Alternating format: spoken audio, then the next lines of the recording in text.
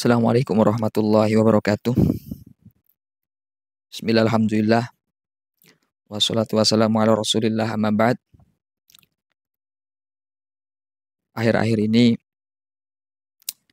di media sosial itu sedang viral terkait seorang guru ngaji, guru madrasah yang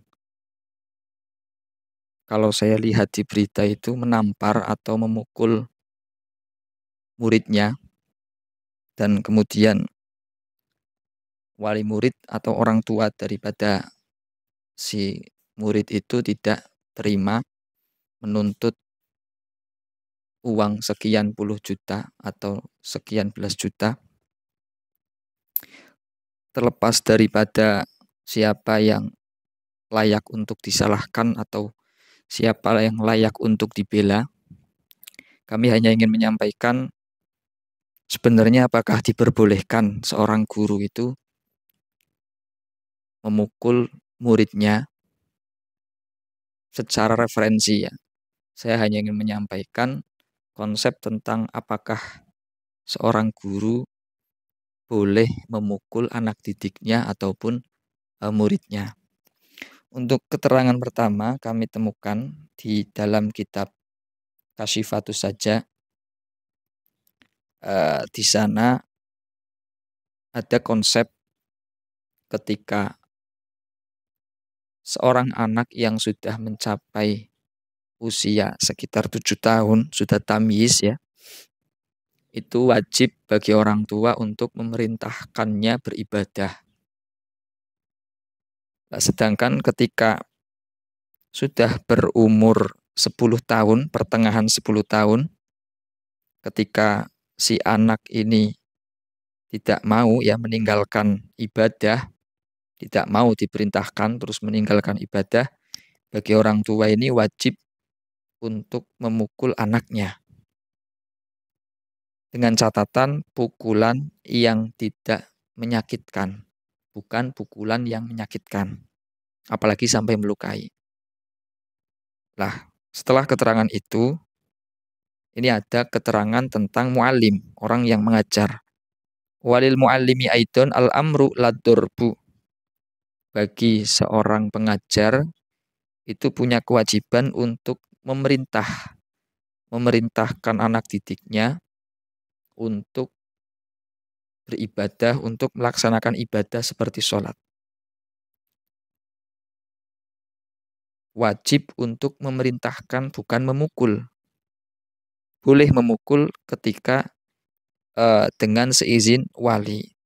Walil mu'allim aidon al-amru ladorbu illa biidnil wali. Wa mithluhu az-zawju fi zawjatihi. Begitu pula seorang suami terhadap istrinya. Hanya diperbolehkan untuk memerintahkan, tidak memukul, kecuali dengan seizin walinya. Nah, ini kalau di dalam referensi kitab Kasyifah, ini tidak diperbolehkan, ya. Tidak diperbolehkan untuk memukul kecuali dengan seizin walinya. Dan andaikan memukul pun dengan pukulan yang tidak menyakitkan. Kemudian yang kami temukan di dalam kitab Mausu'ah, Al-Mausu'ah Fiqhiyah, ini terkait aturan memukul. Ini ada ad-darbu lit-ta'lim. Lil mu'allim darbus sabiyyi alladzi yata'allamu indahu lit-ta'dib. Wa bidatabu ibaratil fuqaha yatabayyanu annahum yuqayyiduna haqqal mu'allim fi darbis sabiyyi al-muta'allim biquyudin minha. Bagi seorang yang mengajar,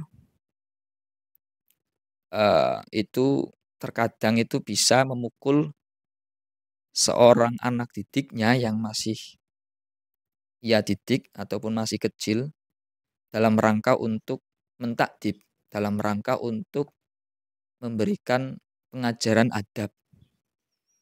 Lah, dari sisi itu banyak sekali redaksi dari fuqaha, dari para ulama-ulama fikih, bahwa haknya seorang mu'alim, pengajar di dalam memukul anak didiknya itu ada beberapa persyaratan.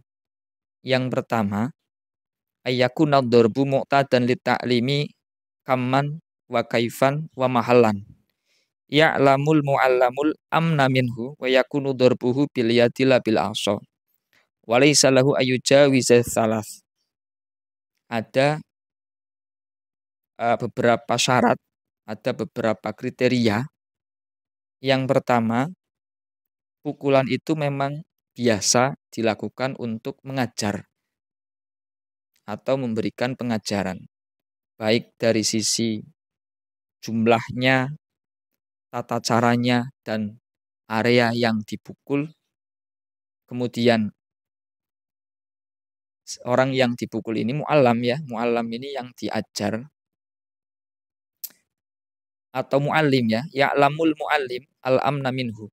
Orang yang mengajar itu tahu ketika dia memukul itu aman, tidak sampai menyakiti, tidak sampai memberikan bekas luka ataupun yang lainnya yang berakibat fatal.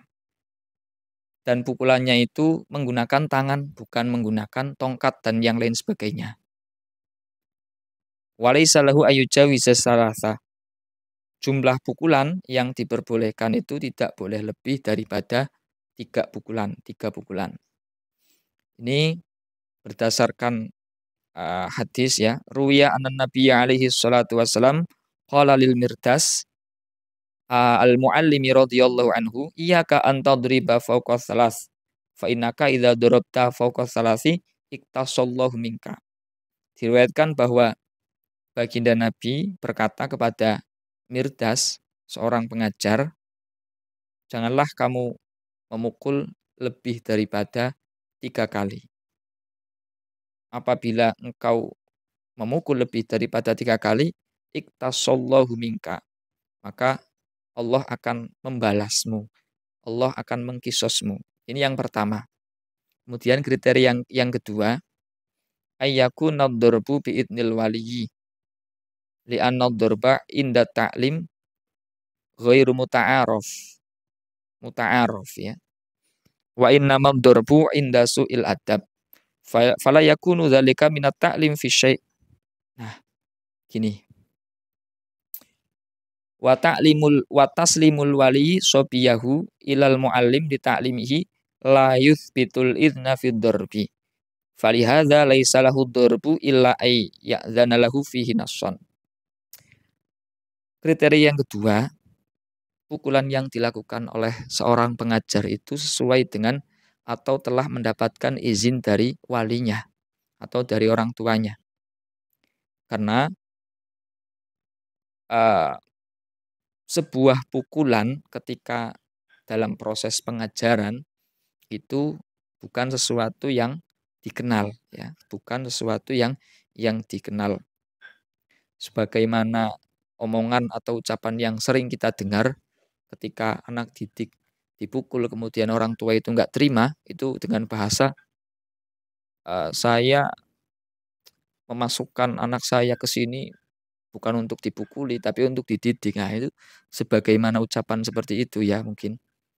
Nah, pukulan itu juga diberikan atau dilakukan oleh seorang mu'alim, seorang pengajar, seorang guru ketika su'ul adab. Ketika si murid ini melakukan hal-hal yang melanggar norma atau adab, melakukan melanggar adab yang baik, melakukan adab yang tidak baik.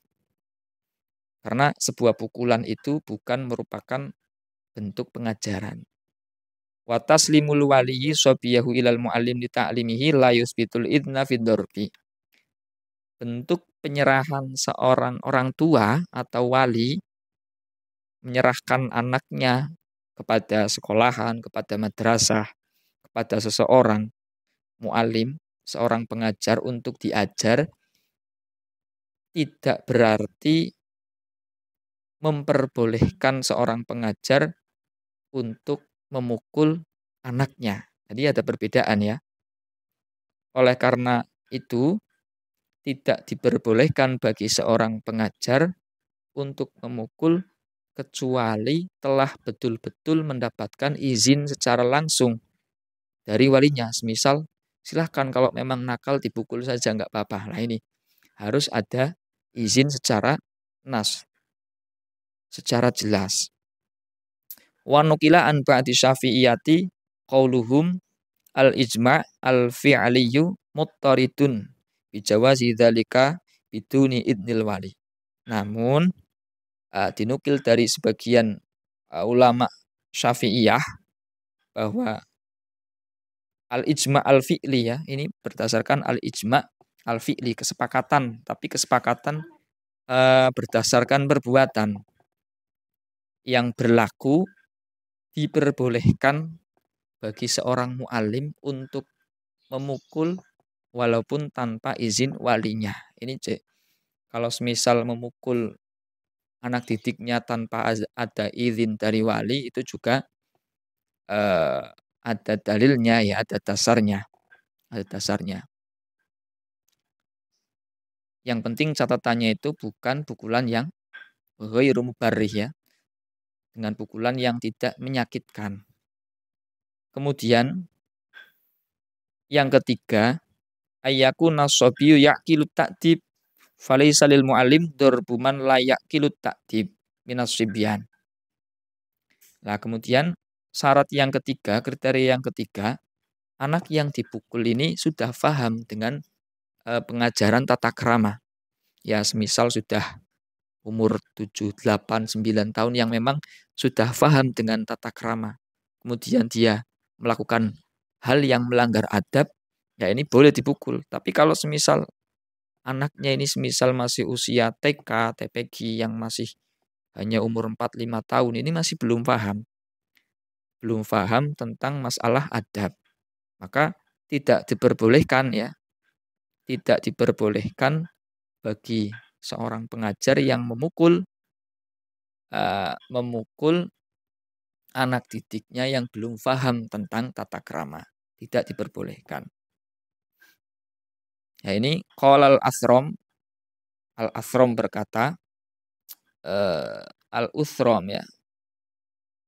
Su'ila Ahmad an darbil mu'allim as-sibyan. Imam Ahmad ditanya tentang perihal seorang pengajar yang memukul anak didiknya, anak kecil. Qala ala qadri dzunubihim. Beliau berkata atau menjawab sesuai dengan dosanya atau pelanggarannya.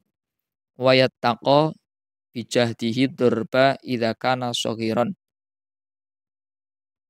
La yaqilu fala yadribuhu. Wa yattaqa bijahdihi ad-dzurba wa idza kana shaghiran la yaqilu fala yadribuhu. Jadi menurut beliau dalam rangka mendidik itu boleh ya, boleh sesuai dengan kesalahannya. Namun ketika widakana sogiron, ketika masih kecil yang tidak faham dengan masalah adab dan tata krama terhadap guru, maka mana tadi falayadribuhu, maka tidak boleh untuk memukulnya. Jadi kira-kira seperti itu yang dapat kami sampaikan mengenai sikap yang diambil oleh seorang pengajar atau guru terhadap muridnya. Bisa disimpulkan sendiri dari beberapa referensi yang kami tampilkan, yang kami baca, dan mungkin ada kesalahan baca ataupun pemahaman bisa diluruskan, dibenarkan. Kami mohon maaf yang sebesar-besarnya. Sekali lagi, bukan dalam ranah ini yang benar, ini yang salah, ini yang layak dibela, ini yang tidak. Dari teman-teman yang mendengarkan referensi yang kami baca itu bisa menyimpulkan sendiri. Ini juga bisa sebagai tambahan wawasan untuk diri kami sendiri. Kurang dan lebihnya mohon maaf. Assalamualaikum warahmatullahi wabarakatuh.